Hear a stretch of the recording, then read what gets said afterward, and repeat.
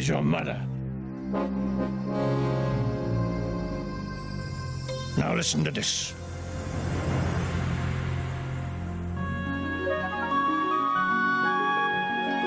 Once upon a time in the land of handsome princes, noble kings, and beautiful princesses, there also lived a wicked witch, a wily wolf, and a ginormous giant. Deep in the forest was the vilest of all, a wicked witch who casts another evil spell.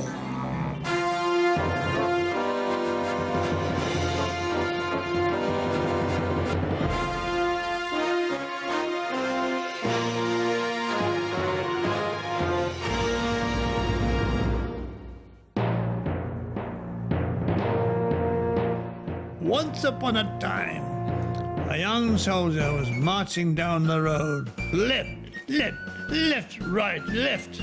As he passed a great oak tree, a witch suddenly sprang out at him, blocking his way. "Unblock my way," demanded the soldier, who was not a plumber. "But I want to help you.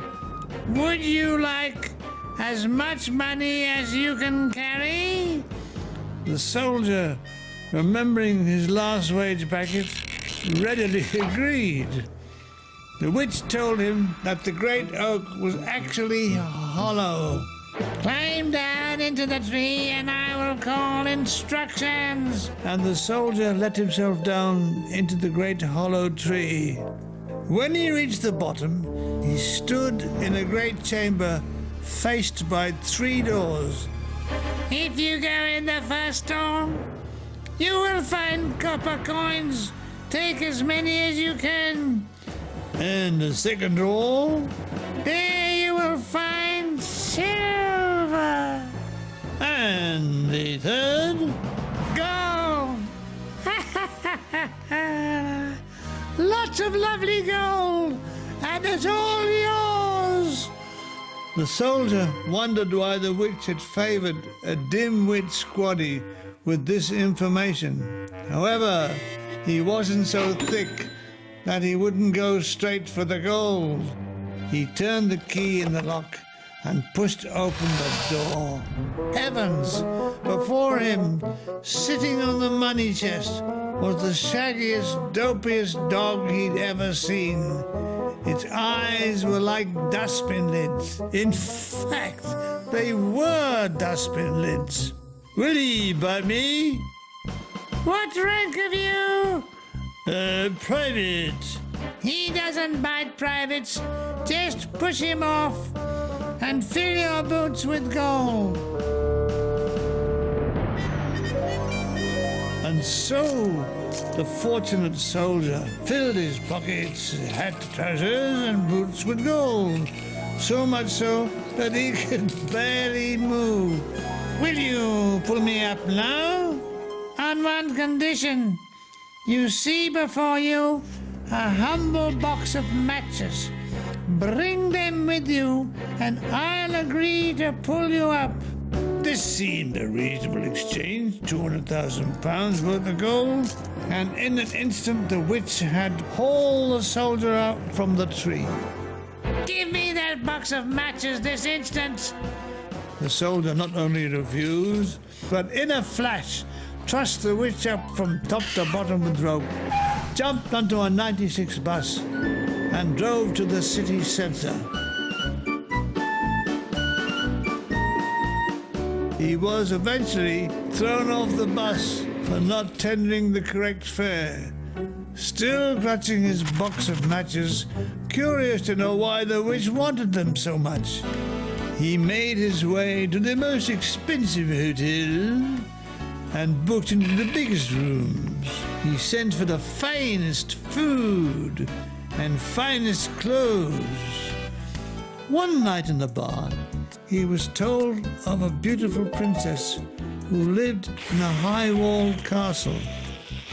"The king keeps her locked away," for it is prophesied that she will marry a common soldier, and the king won't allow it.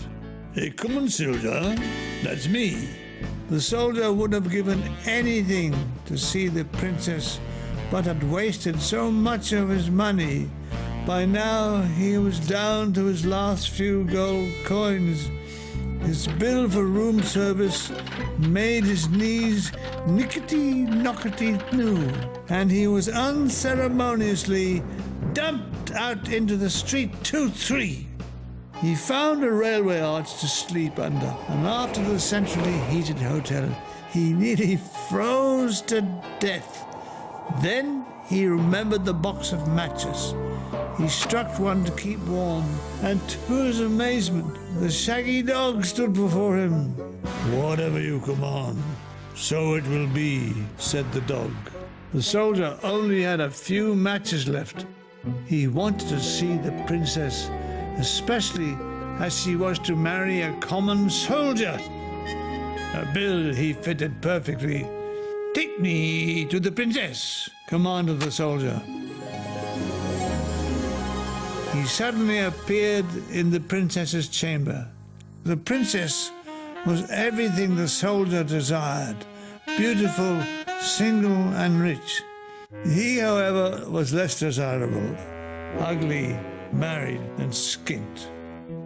Princess was desperate, but not that desperate, so she pulled a bell cord.